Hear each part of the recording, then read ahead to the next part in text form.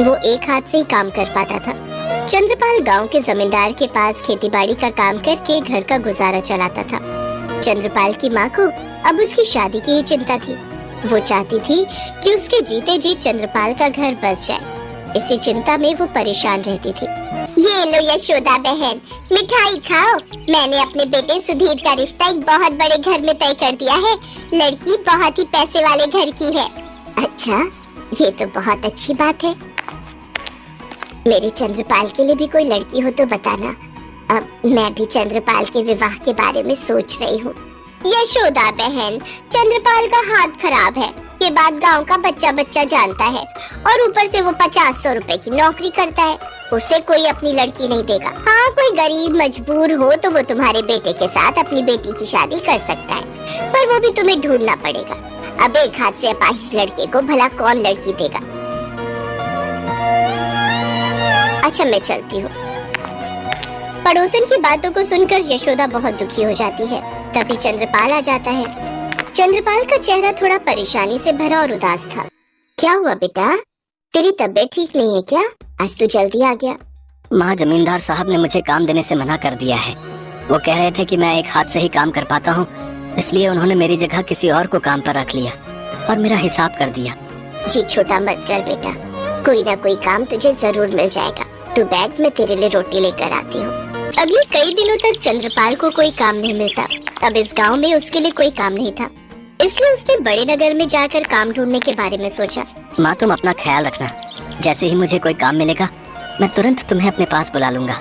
अपना ख्याल रखना बेटा, मेरा आशीर्वाद तुम्हारे साथ है। तुम अपने हर काम में सफल हो। अपनी माँ से विदा लेकर चंद्रपाल बड़े नगर में काम ढूंढने के लिए निकल पड़ता है। चंद्रपाल को किसी भी नगर में कोई काम नहीं मिलता। वो जिस भी नगर में जाता उसके अपाहिज हाथ को देखकर सब काम के लिए मना कर देते। चंद्रपाल अभी नगर में घूम ही रहा था कि तभी एक बूढ़ा आदमी उससे मदद मांगता है।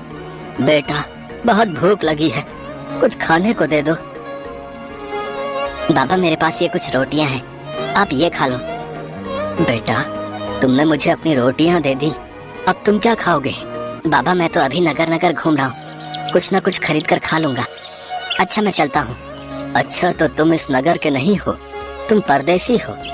वैसे तुम नगर नगर क्यों भटक रहे हो? बाबा, मैं काम की तलाश में निकला हूँ। चंद्रपाल उस बूढ़े व्यक्ति को अपने बारे में बताता है। बेटा, अगर तुम अपनी परेशानी को दूर करना चाहते हो तो तुम यहाँ से सीधा सुंदर नगर जाओ। वहाँ जाकर तुम्हारी सारी परेशानियों का हल तुम्हें मिल जाएगा। बूढ़े व्यक्ति के कहे मुताबिक चंद्रपाल सुंदर नगर पहुँचता है। बूढ़े बाबा ने मुझे कहा था कि मेरी सारी परेशानियों का हल मुझे सुंदर नगर में मिलेगा, पर यहाँ तो कोई है ही नहीं। यहाँ तो सारा बाजार बंद पड़ा है। यहाँ मुझे क्या काम मिलेगा? कहीं मैंने यहाँ आकर कोई गलती तो नहीं कर दी? वो एक आदमी जा रहा है, उससे पूछता हूँ। भैया, जरा रुकना। बोलो भैया, क्या बात है? तुमने मुझे क्यों रोका? ये नगर में इतना सन्नाटा क्यों है? बाजार भी बंद पड़ा है। भैया, सन्नाटा क्यों नहीं होगा है? जिस राज्य की राजकुमारी की जिंदगी की आखिरी रात हो, उस राज्य में कैसी खुशहाली। राजकुमारी मधुरिमा को बहुत ही गंभीर बीमारी हुई है, जिसका इलाज बहुत ही मुश्किल है। तो किसी वैद्य से पूछा जाए कि इसका इलाज कैसे संभव है। महाराज ने बहुत से वैद्य और हकीमों को दिखाया है, उनका यही कहना है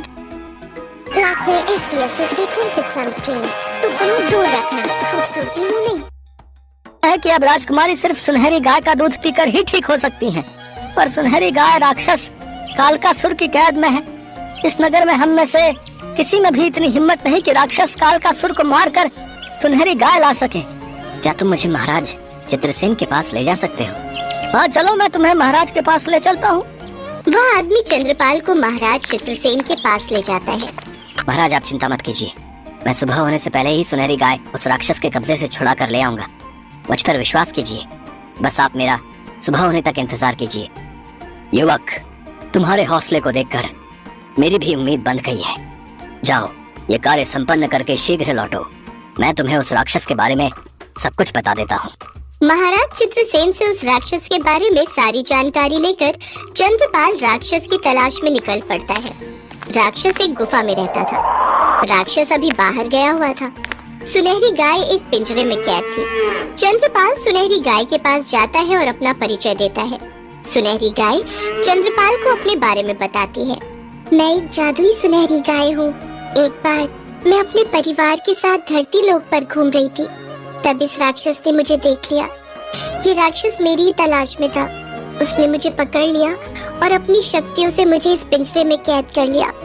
मेरे जादुई दूध का पान करके वो राक्षस अपनी शक्तियों को बढ़ा लेता है। मुझे अब उस राक्षस की कैद में नहीं रहना। मैं अपने लोक वापस जाना चाहती हूँ।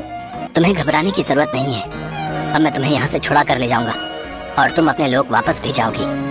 जैसे ही चंद्रपाल गाय के ऊपर प्यार दुलार से हाथ रखता है, उसका दूसरा हाथ अपने आप ठीक हो जाता है। चंद्रपाल, मैं एक जादुई सुनहरी गाय हूँ, इसलिए जैसे ही तुमने मुझे छुआ, तुम्हारा हाथ ठीक हो गया। ये जादुई तलवार लो और उस राक्षस का खात्मा करो। चंद्रपाल के हाथ में एक तलवार आ जाती है। जैसे ही राक्षस आता है, चंद्रपाल उसके सामने आ जाता है। तू कौन है और यहाँ मरने क्यों आया है? मैं नहीं, तुम मारे जाओगे मेरे हाथ से। मैं तुझे कच्चा चबा जाऊंगा। डरो नहीं चंद्रपाल, ये तलवार राक्षस के पेट में घोंप दो, इससे वो मर जाएगा। जैसे ही राक्षस चंद्रपाल को मारने आता है, चंद्रपाल राक्षस के पेट में तलवार घोंप देता है और राक्षस का अंत हो जाता है। चलो सुनहरी गाय, आज तुम इस राक्षस की कैद से आजाद हो गई हो। सुनहरी गाय, हमें बहुत जल्द सुंदर नगर पहुंचना होगा, पर सुबह होने में सिर्फ कुछ ही देर बाकी है। हम इतनी जल्दी सुंदर नगर कैसे पहुंचेंगे? चिंता मत करो चंद्रपाल, तुम मेरी पीठ पर बैठ जाओ, हम कुछ ही पलों में उड़कर सुंदर नगर पहुंच जाएंगे। चंद्रपाल सुनहरी गाय की पीठ पर बैठ जाता है और गाय उड़ने लगती है। कुछ ही देर में वो राजमहल पहुंच जाते हैं। सुबह होने में अभी समय था। सुनहरी गाय दूध देना शुरू करती है और राजवैद्य सुनहरी गाय के दूध से औषधि बनाकर राजकुमारी मधुरिमा को पिलाते हैं। कुछ ही देर में राजकुमारी मधुरिमा को होश आ जाता है। चंद्रपाल, अब मेरा कार्य यहाँ समाप्त हो चुका है, अब मुझे जाना होगा। तुम्हारा बहुत बहुत शुक्रिया सुनहरी गाय, तुम मुझे हमेशा याद आओगी। इसके पश्चात सुनहरी गाय अदृश्य हो जाती है। चंद्रपाल, आज तुम्हारे कारण ही मेरी पुत्री को दोबारा जीवन मिला है, इसलिए मैं अपनी पुत्री मधुरिमा का हाथ तुम्हारे हाथ में देता हूँ। राजा चित्रसेन की बात सुनकर कुछ पलों के लिए तो चंद्रपाल हैरान रह जाता है। फिर सबके कहने पर वो राजकुमारी मधुरिमा से विवाह कर लेता है। उसके पश्चात महाराज चित्रसेन और महारानी सुमति ढेर सारी धन दौलत और उपहार देकर अपनी पुत्री मधुरिमा को चंद्रपाल के साथ खुशी खुशी विदा करते हैं। अपने पुत्र और बहू को देखकर यशोदा की खुशी का ठिकाना नहीं था। पूरा गांव चंद्रपाल के ठाट देखकर हैरान था। जो पड़ोसन यशोदा को ताने सुनाकर गई थी, आज वो भी शर्म से लज्जित थी। जमींदार और गांव वाले भी चंद्रपाल को खूब मान सम्मान देते हैं।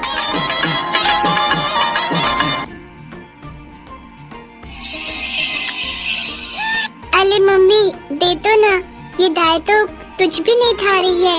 वो खा लेगी बेटा, उसका पेट भरा हुआ होगा। जाओ तुम खेलो। पर मम्मी, अरे कहाँ ना वो खा लेगी। जाओ, अब मुझे परेशान मत करो। 4 साल की मासूम प्रिया अमरपुर गांव में अपने पिता हरीश और माँ ममता के साथ रहती थी। हरीश एक किसान था और ममता घर पर रहकर अपनी बच्ची और घर का ख्याल रखती थी।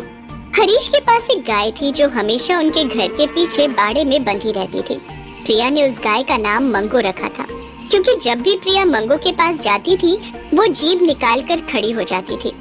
प्रिया कहती थी, जब देखो कुछ न कुछ खाने को मांगती रहती है, इसलिए उसने गाय का नाम मंगो रखा था। प्रिया ज्यादातर समय मंगो के पास बाड़े में ही खेलती रहती थी। मंगो को भी प्रिया को खेलते देखकर बहुत अच्छा लगता था। फिर एक दिन, प्रिया, ओ प्रिया, अरे कहाँ चली गई? हाँ मम्मी, मैं इधर हूँ, मंगो के पीछे, उसे खाना खिला रही हूँ। ओहो बेटा, मंगो कोई बच्ची थोड़ी है, वो खा लेगी। मुझे पता है मम्मी, मगर मंगो को अपने हाथ से खिलाना मुझे अच्छा लगता है। अच्छा बाबा ठीक है, खिला अपने हाथों से इसे, पर जल्दी अंदर आ जाना और अपना खुद भी खाना खा लेना। प्रिया मंगो के पास खेलती रही और ममता घर के अंदर चली गई। अब बाड़े में प्रिया और मंगो अकेली थी, लेकिन ऐसा नहीं था कि वहाँ कोई और नहीं था। ये एक भारी भरकम बाघ था जो पास ही घात लगाए बैठा था। उसकी नजर छोटी सी प्रिया पर थी और मौका पाते ही वो उसकी तरफ झपट पड़ा। बाघ की छलांग देखकर मंगो को एहसास हो गया कि बाघ जरूर प्रिया की जान ले लेगा, लेकिन उससे पहले ही मंगो ने पूरी ताकत के साथ अपने गले में बंधी रस्सी को झटका दिया और उसकी ताकत से रस्सी समेत खूंटा भी जमीन से उखड़ गया। अब मंगो प्रिया और बाघ के बीच खड़ी थी। प्रिया डर से थर-थर कांप रही थी और मंगो आंखें फैलाए और नथुने फुलाए बाघ को घूर रही थी। बाघ भी समझ गया था कि प्रिया से पहले उसे मंगो से जूझना ही होगा। देखो, चुपचाप चले जाओ यहाँ से।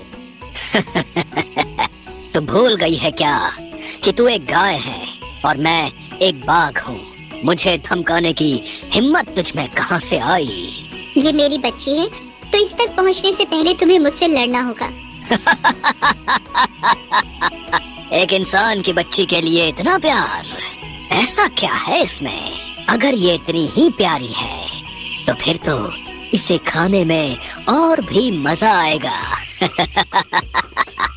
मैंने कहा ना, चुपचाप चले जाओ यहाँ से। मंगो अपनी बात पूरी कर पाती उससे पहले ही बाघ ने मंगो की तरफ छलांग लगा दी। मंगो भी बिना कुछ सोचे समझे उससे भिड़ गई। बहुत देर तक दोनों में भयंकर लड़ाई होती रही। बाघ मंगो पर अपने नुकीले पंजों से वार करता रहा और मंगो अपने सींगों से उठा उठा कर पटकती रही। उधर प्रिया एक जगह छिपकर ये सब देखती रही। आखिरकार मंगो के हौसले की जीत हुई और बाघ को हार मानने पर मजबूर कर दिया। बाघ लड़खड़ाते हुए जंगल की तरफ लौट गया। तब प्रिया बाहर निकलकर मंगो की तरफ दौड़ी और उससे लिपटकर रोने लगी। तब तक ममता भी वहाँ आ गई। ममता ने देखा कि प्रिया मंगो को गले से लगाए खड़ी है और मंगो के पूरे बदन से कई जगह खून बह रहा है। ये देखकर ममता घबरा गई। उसने तुरंत प्रिया को गोद में उठाया और वहाँ से चली गई। मंगो चुपचाप ममता को देखती रही। ममता ने एक बार भी उसके बदन पर हाथ नहीं फिराया, जबकि मंगो प्रिया के लिए अपनी जान पर खेल गई। फिर उसी शाम नया वॉशिंग मशीन। हाँ आंटी, और इसीलिए कपड़े धोने का नया तरीका। लेकिन चमक लाने के लिए बाहर से तो घिसना ही पड़ेगा ना? नहीं आंटी, अब पाउडर और बाल की छुट्टी नया रिन लिक्विड इस्तेमाल करें। इसको जिद्दी मैल पर लगाएं और पाएं नई जैसी चमक बस एक टैप में। नया रिन लिक्विड, चमक तुम्हीं से है। सुनो जी, ये मंगो को अब छोड़ना होगा। पर ऐसा क्यों? क्या किया उसने? जरा जाके उसकी हालत देखो। पता नहीं किससे भिड़ कर आई है। भिड़ के आई है मतलब? पता नहीं किससे लड़ पड़ी है। पूरे शरीर पर घाव ही घाव है। मुझे तो लगता है कहीं पागल तो नहीं हो गई। उसका यहाँ रहना अब ठीक नहीं है। छोटी सी बच्ची है घर में, बेचारी सुबह से सहमी हुई है। क्यों? अब उसे क्या हुआ? अब मुझे कुछ नहीं पता। आप बस अभी जाओ और उसे कहीं छोड़ कर आ जाओ। अच्छा ठीक है, मैं जाकर देखता हूँ। हरीश पीछे बाड़े में गया तो उसने देखा कि मंगो वहाँ पर उदास बैठी थी। उसके शरीर पर कई जगह घाव थे जिनमें से खून बह रहा था। ये देखकर हरीश की आंखों से आंसू आ गए। उसके घाव देखकर हरीश को लगा कि शायद अब मंगो बच नहीं पाएगी और वो मंगो को अपनी आंखों के सामने मरता नहीं देख सकता था। उसने मंगो की रस्सी हाथ में ली और उसे जंगल की तरफ लेकर चल दिया। मंगो भी लड़खड़ाती हुई उसके पीछे पीछे चल दी। काफी दूर पहुंचकर हरीश ने मंगो की रस्सी हाथों से छोड़ दी और मंगो के सिर पर हाथ फिराकर वहां से वापस चला आया। मंगो उसे जाते हुए एकटक देखती रही, लेकिन उसने हरीश को रोकने की या उसके साथ जाने की कोशिश नहीं की और मुंह लटकाए जंगल की तरफ बढ़ गई। दर्द और भूख से परेशान मंगो एक पेड़ के नीचे बैठ गई कि तभी उसे किसी के रोने की आवाज सुनाई दी। अरे ये क्या? ये तो किसी के बच्चे के रोने की आवाज है। मंगो आवाज की तरफ धीरे धीरे बढ़ी। तभी उसने देखा कि एक बड़े से पत्थर के पीछे बाघ का एक छोटा सा बच्चा रोए जा रहा था। अरे तुम तो बड़े प्यारे हो, पर रो क्यों रहे हो?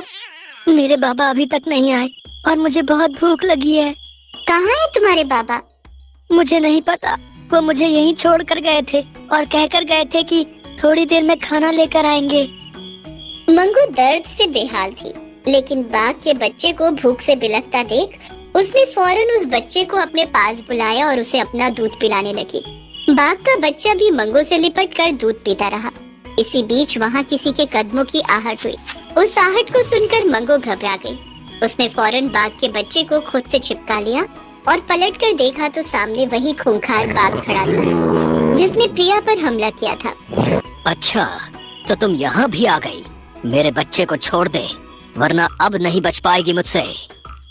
क्या ये तुम्हारा बच्चा है? हाँ, यही मेरे बाबा है। इतना कहकर वो बच्चा जाकर उसी बाघ से लिपट गया। ये देखकर मंगो खुश थी, लेकिन तभी बाघ ने गुस्से से अपने बच्चे से पूछा, इसने तुम्हें कोई नुकसान तो नहीं पहुंचाया? नहीं नहीं बाबा, ये तो बहुत अच्छी हैं। मुझे बहुत भूख लगी थी तो इन्होंने मुझे दूध पिलाया। और बहुत प्यार भी किया। अपने बच्चे की बात सुनकर बाघ हैरान रह गया। उसका नजरिया मंगो के प्रति एकदम बदल गया। वो मंगो के पास आया और बोला, अब मुझे माफ कर दो, मैंने तुम्हें गलत समझा। मुझे लगा कि तुम मेरे बेटे को नुकसान पहुंचाने आई हो, पर मैं ये भूल गया कि उस दिन तुम तो एक इंसान की बच्ची के लिए अपनी जान पर खेल गई थी। कोई बात नहीं, अच्छा तो मैं चलती हूँ। रुको, वैसे तुम यहाँ क्या कर रही हो? तुम तो वहाँ उस इंसान के पास रहती थी। मंगो ने उस बाघ से कुछ नहीं कहा और आंखों में आंसू लिए वहाँ से चल दी। वो चलते हुए लड़खड़ा रही थी। ये देखकर बाघ के बच्चे ने कहा, ये कितनी अच्छी है, पता नहीं किस गंदे जानवर ने इन्हें चोट पहुंचाई। बाघ के पास अपने बच्चे के सवाल का कोई जवाब नहीं था। मंगो वहाँ से चली गई और रात भर जंगल में भटकती रही। फिर अगले दिन उसी बाघ ने देखा कि एक शेर मंगो की जान लेने की कोशिश कर रहा था और मंगो पूरी ताकत के साथ उसका मुकाबला कर रही थी, लेकिन उसकी हालत खराब थी और वो कमजोर पड़ रही थी।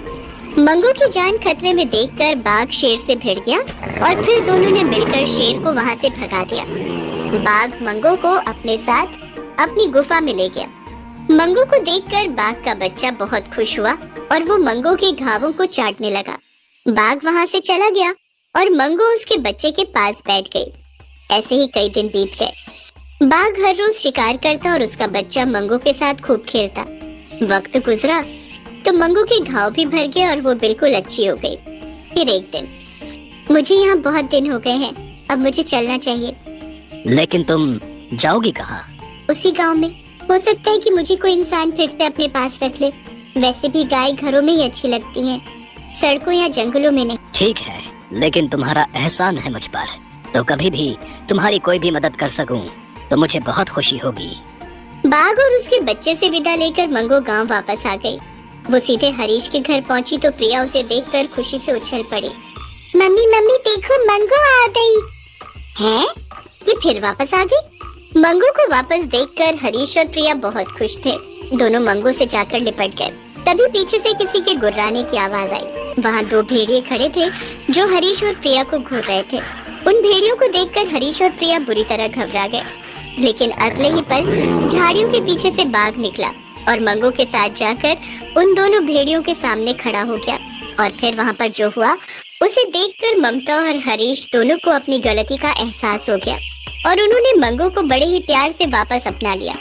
अब मंगो के पास दो परिवार थे। वीडियो को लाइक और चैनल को सब्सक्राइब